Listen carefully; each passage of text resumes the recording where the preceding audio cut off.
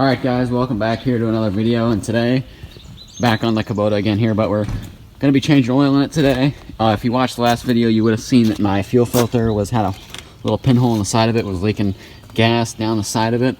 We got that fixed. I was going to film it, but we just did that really quick. That's good. Fuel system's reprimed. Now we're going to do the oil filter.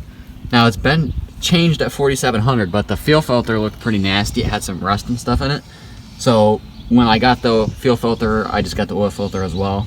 So it's got 4,800 hours on it right now. So that's why I'm not going to be re-greasing all the grease fittings and doing the air filter and stuff as part of a full service, because I literally already just did that when I bought it. So we're going to be changing the engine oil, and that's going to be about it. I'll show you guys the oil filter because this guy used a fuel filter for the oil filter. So the fuel filter number is a 3393 from Napa. This is what the fuel filter for this tractor actually calls for. The oil filter is different. Obviously it's not a fuel filter. It's like a 7 something, which I'll show you guys that right now because I have to go get it anyhow. But that's not right. So this is it right here, an M8200. It's a 7430 Napa gold filter.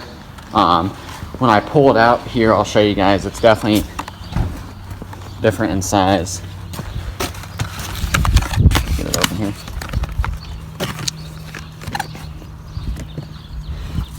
You can see it's a lot more stubby and a lot bigger in diameter. So, without further ado, we're going to start changing dropping the oil in the bottom. Alright, so this tractor's got 2 drain plugs on it because that's the drive shaft running through the middle of it. So I'm going to have to drain the oil out of this side and that side. Alright, the camera's a little crooked, but hopefully you guys can see me. I'm going to break these loose here. Hopefully my ratchet's big enough. That one's broken loose. I'll break loose the other one here.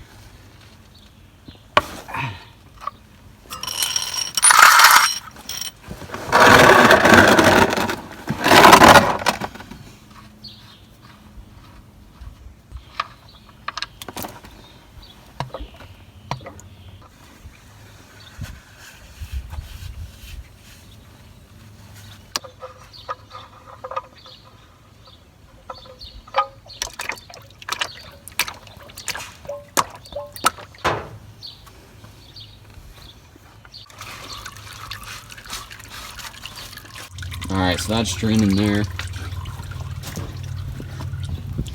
And then my dad just cracked the oil filter loose so that can start draining. Alright, I'm going to pull the oil filter off now so I can put the new one on.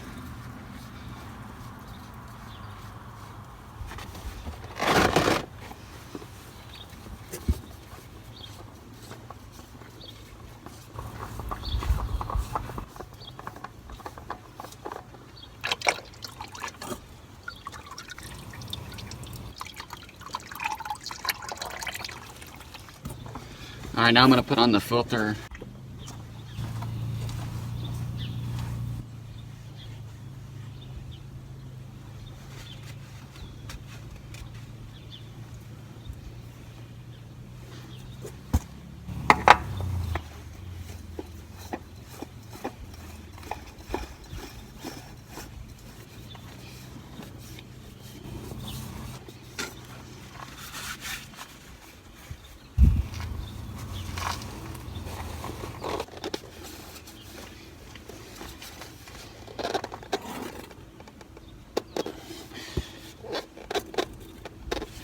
Alright, that should be alright there. Now I'm going to get a marker and write the hours on this, on the outside of this filter. Alright, so the filter's on, 4,800 hours. That's on, that's good. I tightened it up. I'm wiping up some of the oil right now. I gotta pressure wash this thing again. I'm letting more of that oil drip out of the bottom. I inspected the drain plugs, those looked alright. But now we got a new fuel filter on it, an actual fuel filter and an actual oil filter. Fits on there way better. They look better. They're new.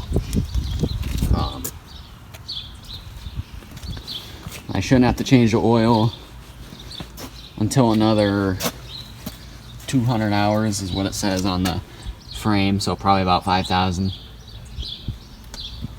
hours. The reason it was like gurgling when I drained the oil is because the plug there was, I forgot to take it out so it could vent, but my dad did, so he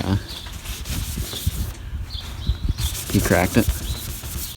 Yeah, we'll finish letting this drain, and then we'll catch you when I throw the plugs back in and fill it up with oil. Alright, so it's been about 30 minutes later. These things are still dripping a little bit, but I'm going to throw the drain plugs back in. I'd probably wait a little bit longer, but I think it'll be fine. Plus, I've been letting it drain for like 30 minutes, so I'm going to throw these plugs back in, and then we'll start filling it up with oil.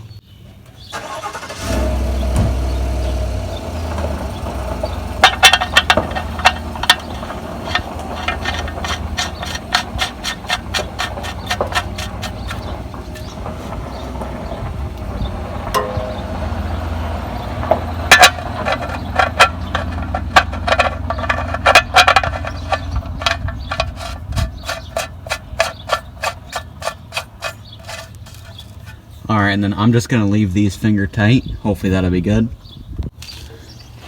Nah, I'm just kidding. I'm going to tighten them down with the ratchet. I already got that one there. Now we're good to throw some oil in it. Now the oil we're going to be using today is some Napa 5W30. I'm just kidding. Again, we're going to be using some 15W40 for my tractor here. I got a couple gallons of it.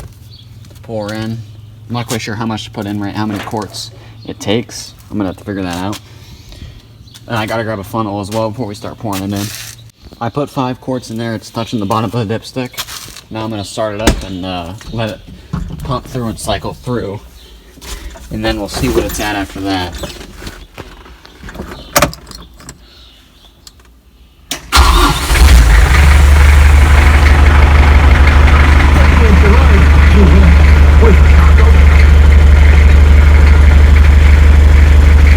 I just got all the oil in it there. It held about 10 quarts. Put the oil right in between the 2 markings on the dipstick. So 10 quarts is what I put in it. But this is probably going to wrap up this video here. Changing the oil and stuff like that. I'll probably be making more videos with this thing here in the future. Yeah, we'll see you guys on the next one.